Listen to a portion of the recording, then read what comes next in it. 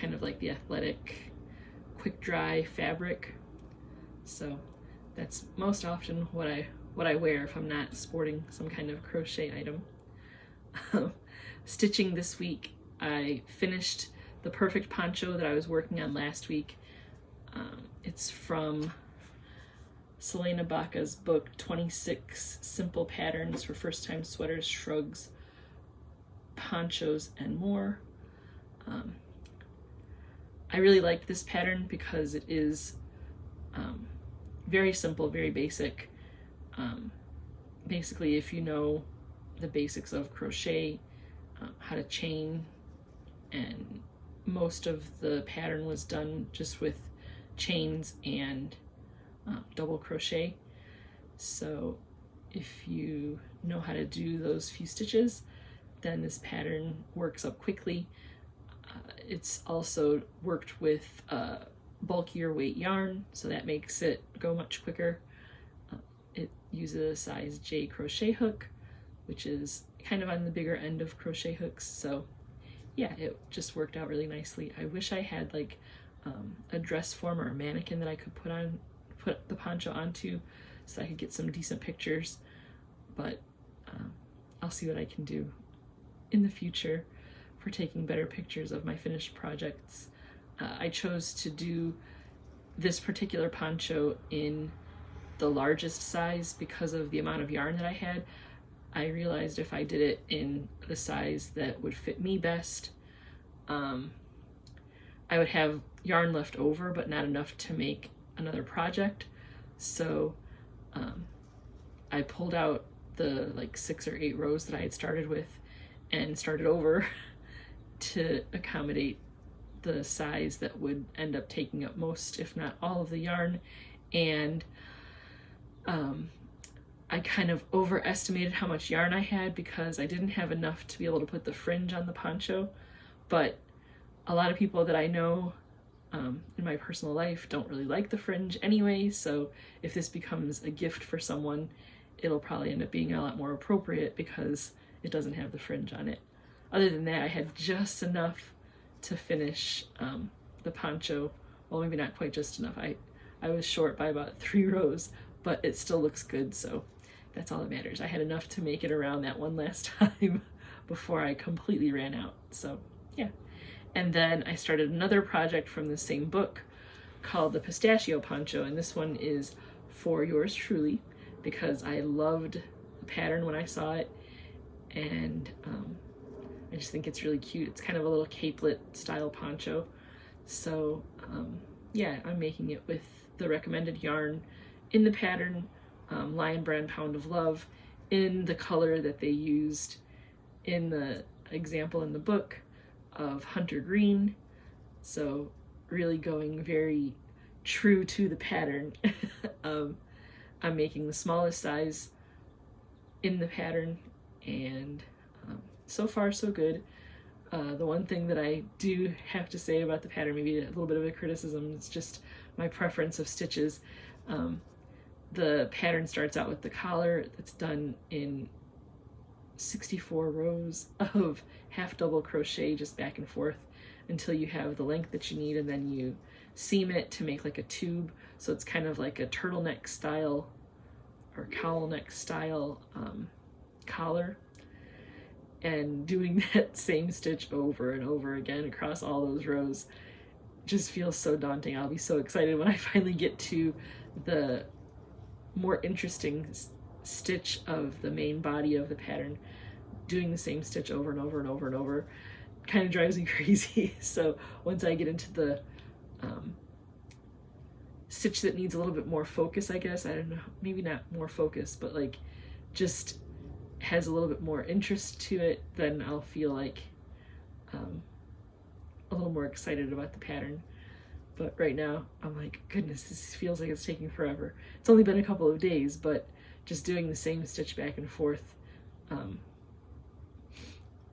I feel like I'm stitching forever and just getting this one long piece of fabric that doesn't look like it's gonna be anything. I know it is, but it just feels a lot more daunting than doing a pattern that has like a variation in the rows of stitches. So like I said, it'll be exciting once it's done. I really like it. It looks cute, but getting to that fun part is taking a long time. So this week, what I've been reading, I finished a book called A Novel Story by Ashley Poston. Excuse me. It's another romance novel.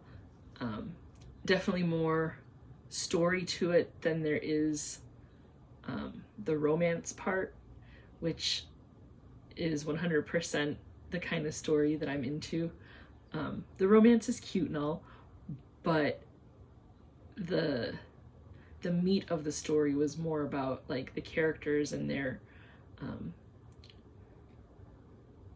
relationships with one another, and kind of like the trials and tribulations of life and things like that.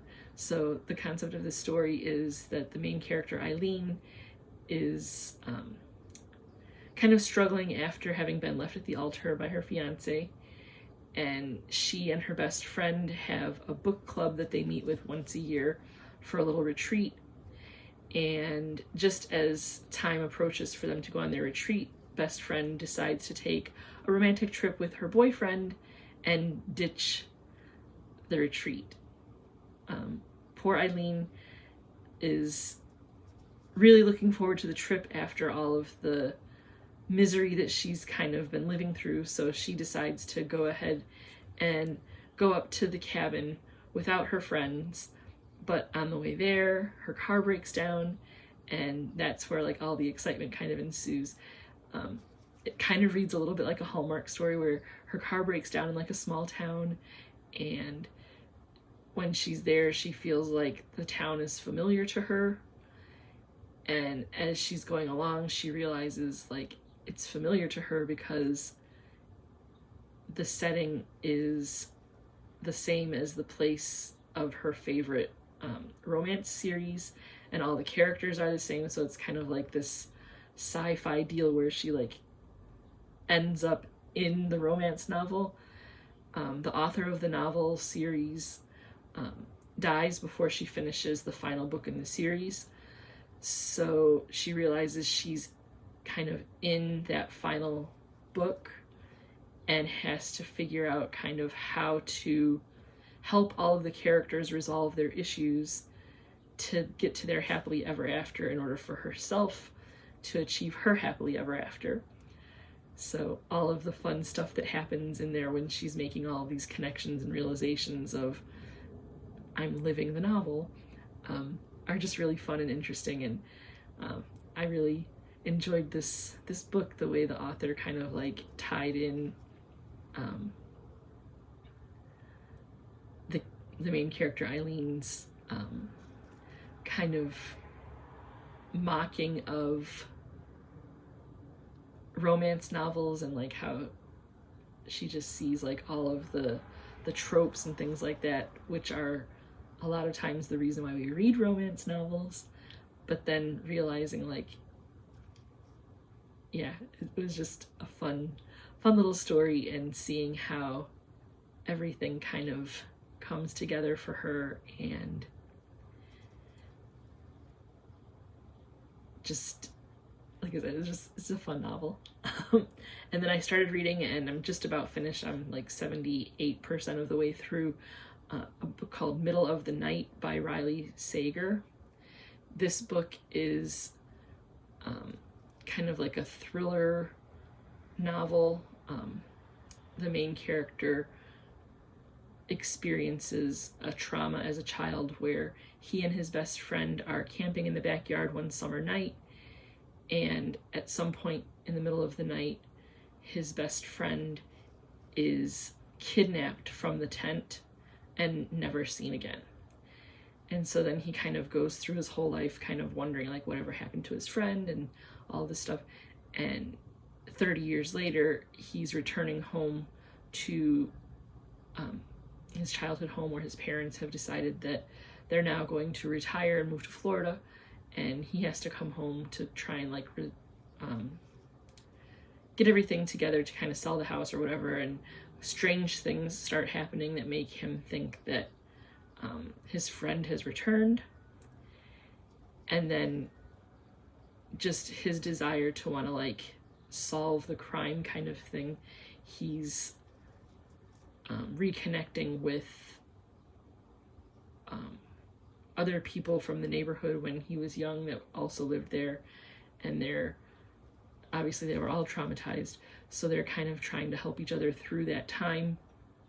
And since the man thinks like there's like the ghost of his friend in town, and like everybody's like, that's not, you know, something real, like it's just your mind playing tricks on you and all that kind of stuff. So it's interesting to see like what's happening. At first you think it's kind of like that kind of like a unsolved mysteries kind of thing with the kidnapping, but then they throw in some elements of like the occult and paranormal activities and things like that. So it's been a fun and interesting read, just to kind of try and think of like who could have done it. They throw in red herrings left and right. Like at one point you're like, oh yeah, it must have been this character, and then you realize no, it couldn't have been that one. And then yeah, so it's been very interesting to try and work out like who is the culprit of this child's disappearance and eventual discovery of the murder and things like that. Like it's just all very, very intense, and I kind of can't wait to finish this one too. So far this summer I've been picking books that have been halfway decent. The last two I would say are more than halfway decent. I would definitely call A Novel Story a great beach read, just because it's reasonably lighthearted. There are a few things like with the whole being left at the altar, which is not anything that I would be like, oh yay.